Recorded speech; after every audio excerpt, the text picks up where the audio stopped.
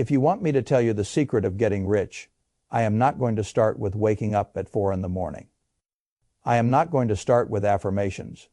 I am not going to start with grinding harder, optimizing your calendar, or pretending that every millionaire is simply the human form of discipline. That is the story people tell when they want a hard reality to sound morally neat. It is not the real story. The real story is much more uncomfortable than that.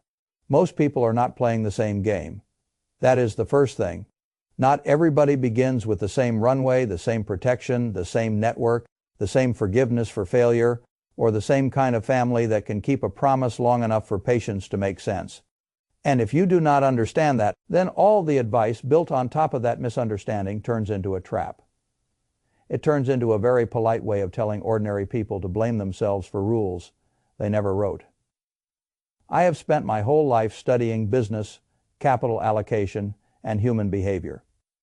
And one of the most important things I ever learned is that outcomes make fools of people in two directions at once. The people who fail often think the system must be entirely rigged, and therefore nothing they do matters. The people who succeed often think the system must have rewarded their pure merit, and therefore everything they did was the decisive cause. Both stories are too simple. Success has always been a mixture of structure, position, behavior, and luck. The structure tells you which game you are actually in. The position determines what kinds of opportunities can even reach you. Behavior determines whether you are capable of acting on the opportunity once it appears. Luck decides which door opens and when. That is the real formula. Miss any one piece and you end up with mythology instead of understanding. And mythology is expensive. It is especially expensive if you were born without much cushion, because mythology tells you to focus on the wrong things. It tells you to copy the visible habits of successful people instead of asking which invisible protections made those habits possible. That is why I want to say something plainly. A lot of the behaviors people call the causes of success are often the consequences of safety. Confidence, patience, long-time horizons, the ability to delay gratification, the willingness to take risks, the willingness to argue with authority, the ability to look calm under pressure.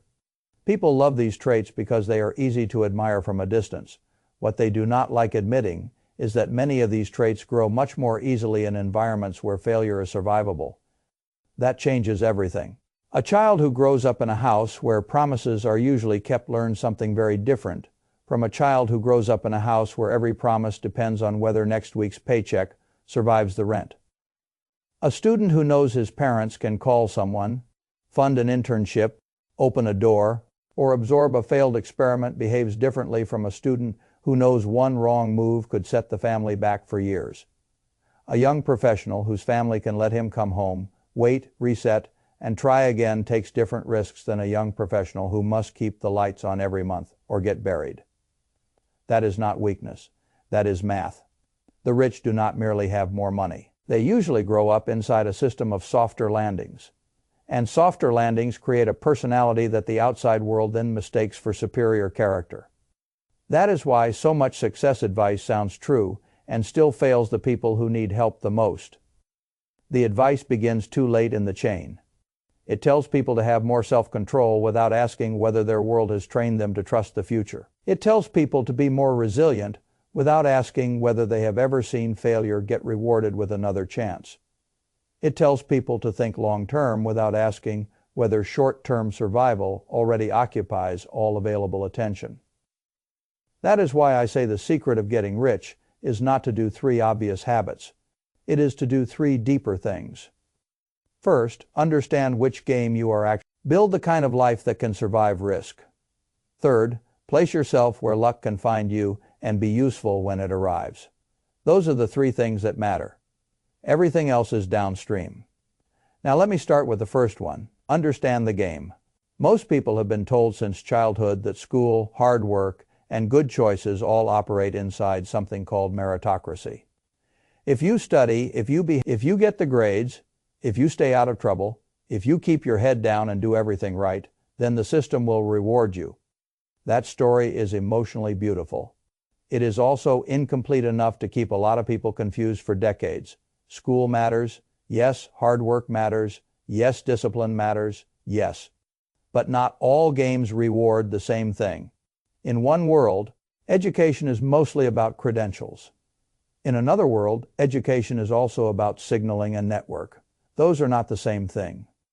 If you come from a wealthy family, college can work like a social sorting machine. It tells other families, firms, investors, and institutions that you are one of them. You meet people whose parents own companies, control capital, no judges, no lawmakers, no partners, no recruiters, no founders. The degree is not worthless, but the degree is not the whole product either. The network is part of the product. If you come from a poor family, you are often taught that the degree itself is the whole ticket. Work hard, get in, finish, then the world will open. Sometimes it does, but often what you discover is that the credential gave you entry to a room where other people already knew each other's names. That is not a small difference. It is a structural difference. And if you do not understand it, you will spend years trying to improve the wrong variable. You will think the game is only about proving your worth. Sometimes the game is also about proving your belonging. That is a much colder truth. People do not like saying it because it sounds unfair. Fine. The first step in succeeding inside any unfair environment is refusing to lie about its structure. This is one reason the rich and poor often raise children differently. Not because one group loves their children more, because they are training for different worlds. If a family lives close to authority, close to institutions, close to formal pathways of promotion, then it makes sense to raise a child who can negotiate, explain, question, charm, and carry himself as though the room will hear him. If a family lives closer to punishment than to pardon, closer to bosses than to boards, closer to the police than to the partner's lounge, then it makes sense to raise a child who understands command, caution, obedience, and the danger of pushing the wrong person at the wrong moment. Again, that is not poetry. That is adaptation. One child is being trained to negotiate with authority. Another is being trained to survive authority. Those two children do not walk into school with the same invisible equipment. One often smiles at the teacher because he expects adults to explain the rules. The other often watches the teacher carefully because he expects adults to enforce the rules. One asks questions because questions feel safe. The other keeps quiet because silence has been a shield. Then 20 years later, people say one child has more leadership, more confidence, more executive presence, more initiative, more resilience maybe, or maybe he was trained from the beginning to behave as though the world would bend before it broke him. That matters. Now let me say something about the marshmallow test because people love it so much and misunderstand it so badly.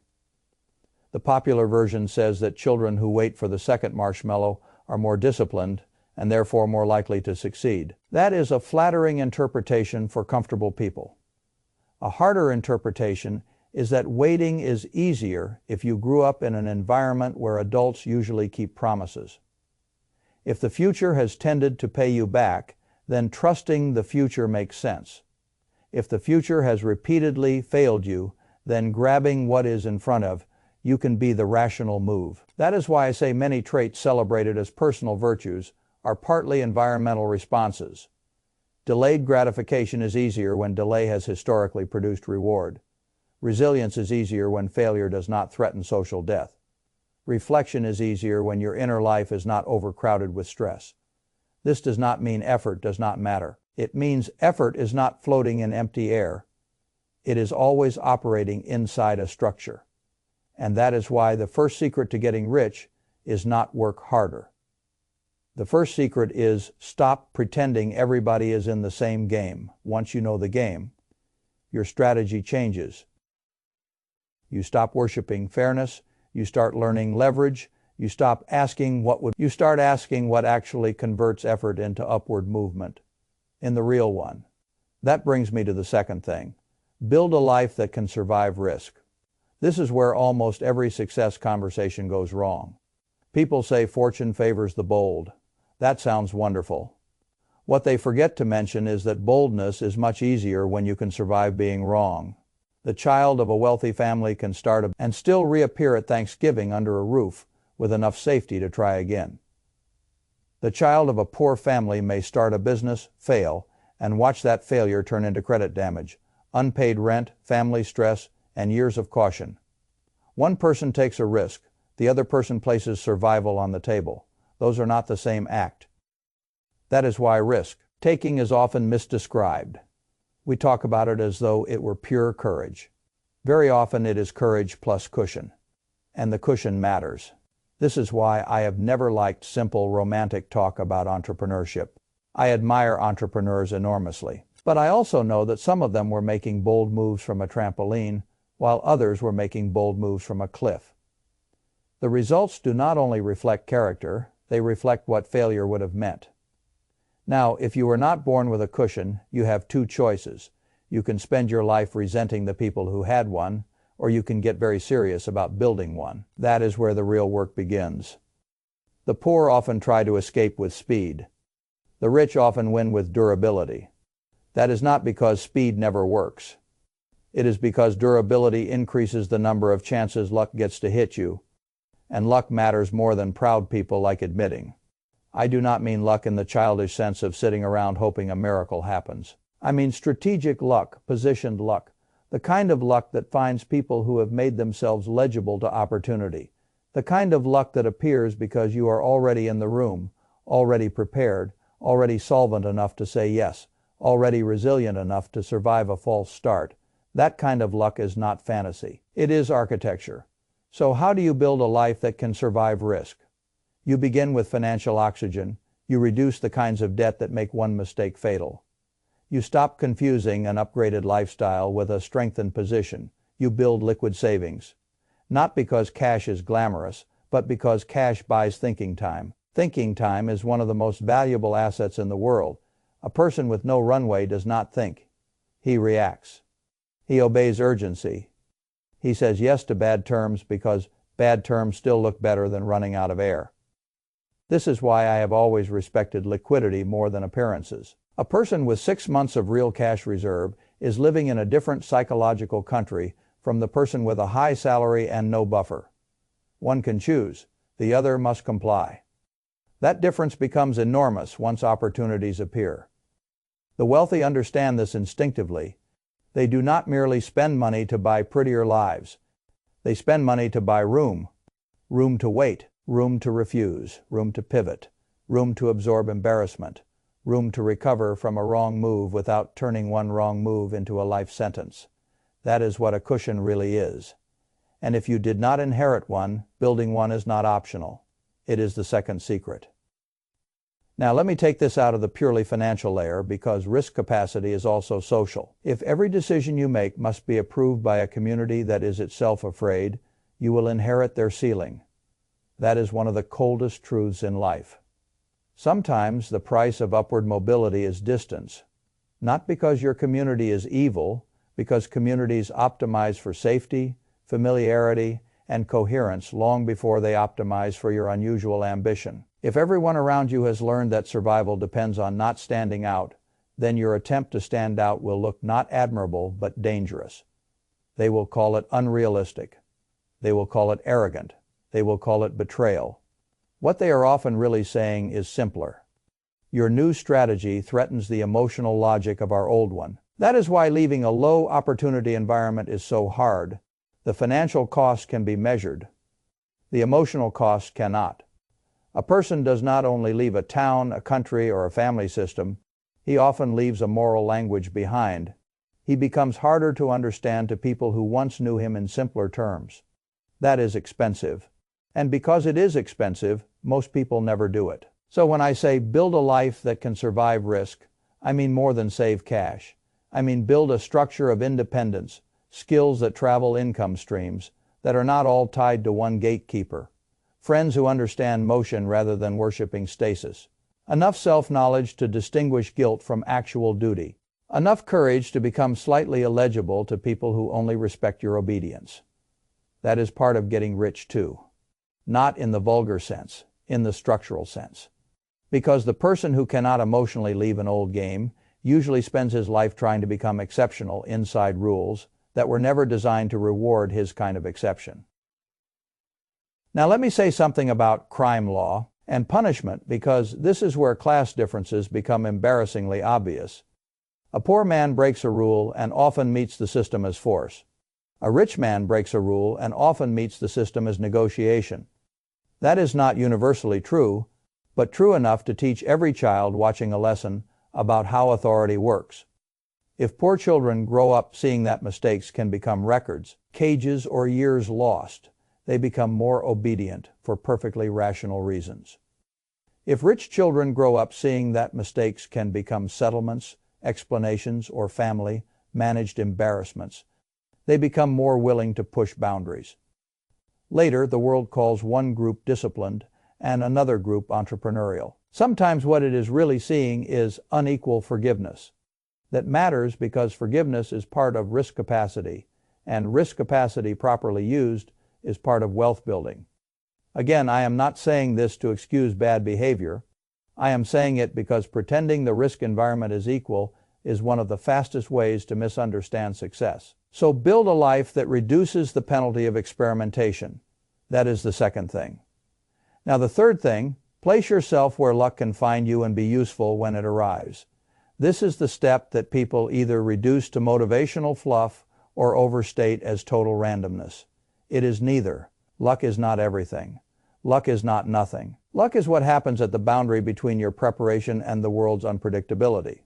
If you are nowhere doing nothing, meeting no one, building no useful capabilities, then luck has very little surface area to work with. If you are overexposed, underprepared, broke, fragile, and carrying no margin, luck may appear and still not be usable. That is another thing people misunderstand. Not every opportunity helps the unprepared. Sometimes the opportunity is visible and the person still cannot act because he lacks cash, mobility, time, network, or courage. That is why getting lucky is partly about location. Not only physical location, though that matters, professional location, social location, intellectual location. You need to be near the flow of things. One of the reasons immigration has historically changed lives is not only that wages are higher in certain countries, it is that some places produce far more collisions between effort and opportunity. The United States has long attracted ambitious people for exactly this reason. Not because it is perfectly fair, it is not, but because it has often offered more engines of mobility than places where hierarchy is even more rigid and opportunity even more gatekept.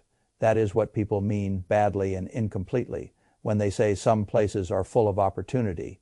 They mean that effort has a better chance of intersecting with capital institutions or sponsors there. That is luck made more available. Now, let me be careful. Migration is not easy. Leaving home is not easy. Choosing a field where upside exists is not easy. Positioning yourself in an arena where your talents are visible is not easy. All of it costs something. Good. Everything that matters costs something.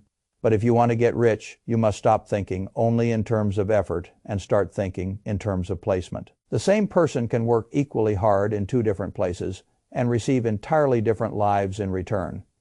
That is not poetry. That is geography, industry, network density, and market structure. A talented person in the wrong pond becomes a local myth and nothing more. A similarly talented person in the right pond can become wealthy. That is why rich people care so much about where their children go. Which cities, which internships, which firms, which circles. That is not vanity alone, it is placement strategy. They are not only buying education, they are buying adjacency to luck, and adjacency to luck is often far more valuable than 1,000 hours of blind effort done in isolation. Now, does this mean hard work is irrelevant? Of course not. But hard work only matters properly when pointed in the right direction. Working hard inside a low upside environment with no leverage is morally admirable and economically limited. Working hard inside a high opportunity environment with enough cushion to persist when things wobble is a different thing entirely. That is why some people appear to rise so quickly. The rise is not only because they worked, it is because their work was finally attached to a structure that could reward it. This is also where the myth of the self-made billionaire becomes so ridiculous. People love stories of great men who rose entirely on will, the garage, the grind, the genius. I have never found those stories totally false. I have found them radically incomplete. What is usually omitted is the cushion family money, elite schooling, early access, powerful parents, a network already leaning in their direction, a society already prepared to read their rough edges as promise rather than threat. That does not mean they did nothing. It means they did not build from nothing. And until you understand that, you keep studying the visible heroics and ignoring the invisible foundations. That is how ordinary people waste decades copying the wrong layer of someone else's success. Now let me turn the whole thing around and tell you what I think the secret of getting rich really is. It is not one thing. It is the disciplined combination of three.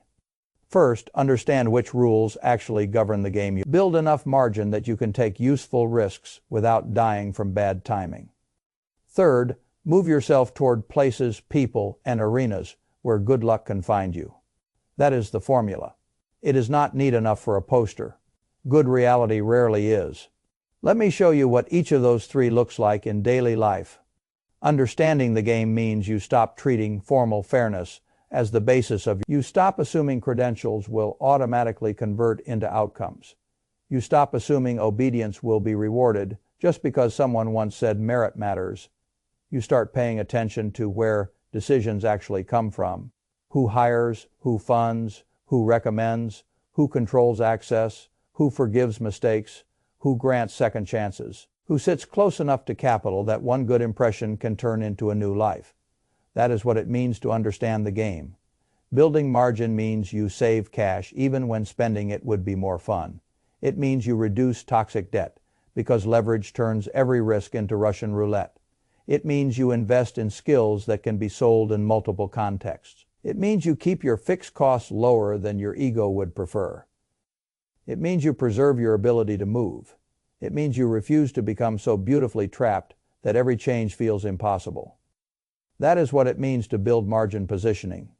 For luck means you choose environments with upside. It means you go where serious work is noticed.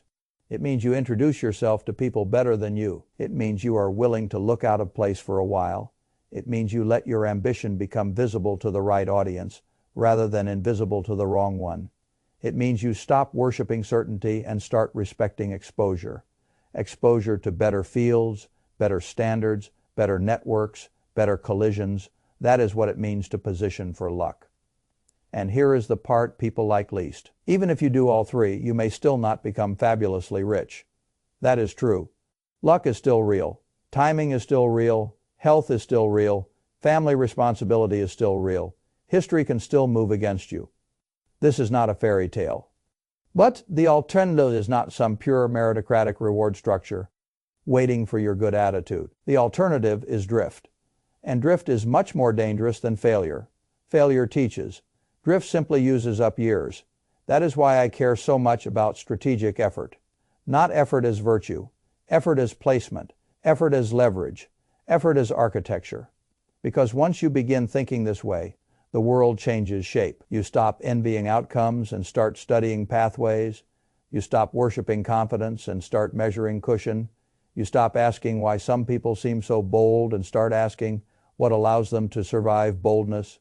You stop blaming yourself for not winning a game you were never taught to name. And once you can name the game, you can start changing your position inside it. That is where upward movement really begins. Now let me say one final thing about meritocracy, because it sits at the center of the whole emotional confusion. Meritocracy is a very useful myth for stable hierarchies. The rich need it because it allows them to believe they earned everything cleanly. The poor often need it because if the system is fair, then suffering can still feel temporary and meaningful rather than structural and humiliating. The myth comforts both sides in different ways. That is why it survives. But if you take the myth too literally, it blinds you. The rich become arrogant. The poor become self-accusing. Neither group understands the machine. I do not recommend that blindness to anybody. I prefer a harder, cleaner view. People succeed because structure, behavior, and luck intersect in their favor often enough. And because once those intersections start happening, success creates the very traits observers later mistake for original causes. A safe child becomes patient. A supported child becomes confident. A connected child becomes articulate. A forgiven child becomes bold. Then the world says, "Look at his traits." It rarely asks who paid for the soil those traits grew in. That is why the secret of getting rich is not learning to imitate the visible mannerisms of successful people. It is learning to build or borrow the underlying conditions that make those mannerisms effective. That is the difference. Not wake up earlier, put yourself in a better game, not think positive, build more margin, not pray for luck. Go where luck becomes more probable and more usable. That is the real answer. So here is the final choice. You can keep believing the sweet version of the story. That risk is mainly about courage, that the system largely rewards merit in a clean and continuous way, and that the winners are just more disciplined versions of everyone else. Many people will keep believing that because it is easier on the ego, or you can do the harder thing, you can understand the real game, you can build the cushion that makes risk survivable, you can move yourself toward the places where luck has more surface area, you can stop confusing fairness with reality, and you can start making decisions, not for the story you wish were true, but for the structure that is actually there. That is how people really get rich, not by acting like the world is fair, by acting like the world is structured, and then placing themselves where structure, margin, and luck can finally work together